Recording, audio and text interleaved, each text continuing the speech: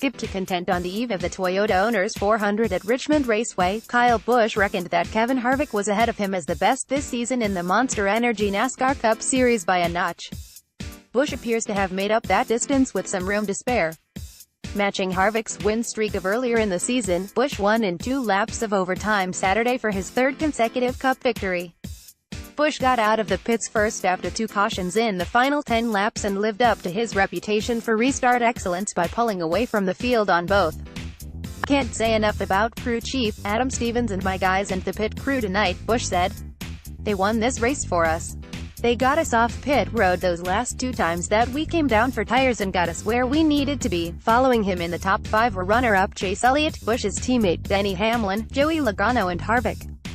Their finishes underscored further how impressive Busch's victory was because they all started the race in the top 10. Busch started in the 32nd spot, the lowest for a Cup race winner at Richmond since 2008, when Clint Bowyer came from 31st to victory thanks largely to Busch. That '08 race is one of the most famous in the history of the 3/4-mile track, as Busch drew the ire of many of the 112,000 on hand by wrecking with fan favorite Dale Earnhardt Jr. as they battled for the lead with a little more than 2 laps remaining. Busch's memory of that prompted him to go into the stands Saturday and celebrate with some of his supporters. "It was the 10-year anniversary," Busch said, when asked about going into the stands for the first time after one of his 46 career Cup wins. "I wondered if I'd come out alive. I think it was certainly different tonight. I saw a lot of yellow, the color of his M. Don't worry, I was definitely eyeing it out, like who's there and who's there and who's there.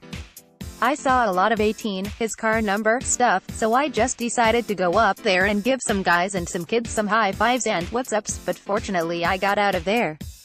They held on to me for a second, and then my brute strength just got me out of there and brought me back to civilization on the racetrack." Indeed, for the first 354 laps the track was as civilized as it's been for years during a Richmond race.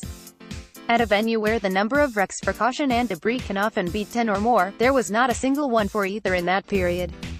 That was true even though 3 cars were often in close proximity of each other in the hunt for the lead.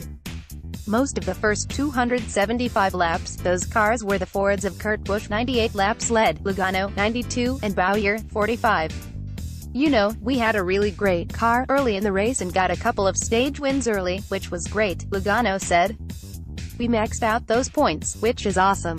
We just lost the handle on the car and fell back." Truex had the top car during a 95-lap period in the second half of the race, leading in stretches of 46 and 32 laps.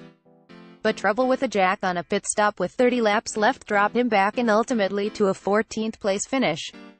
"Pretty disappointed that we didn't at least get a chance," Truex said. "Tonight we beat ourselves, so that's unfortunate." That opened the door for Hamlin, who was second on the penultimate restart, and Elliott, second on the final one, to challenge Kyle Busch.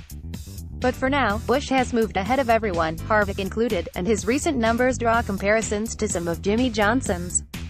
His 7 consecutive top 3 finishes, 3 of them seconds in the past 3 firsts, surpasses the 6 most recently done by Johnson 15 years ago. Busch will go to Talladega next week seeking to equal the 4 consecutive victories last done by Johnson 11 years ago. "It always seemed easy for Jimmy when Jimmy was doing it," Busch said. "I wouldn't say we're at that point yet. Obviously we haven't won 5 Cup titles in a row. But finishing in the top 3 7 weeks in a row is impressive for me. Race wins is where it's at. But more importantly, championships is where it's at. Would love to deliver more for Joe Gibbs Racing."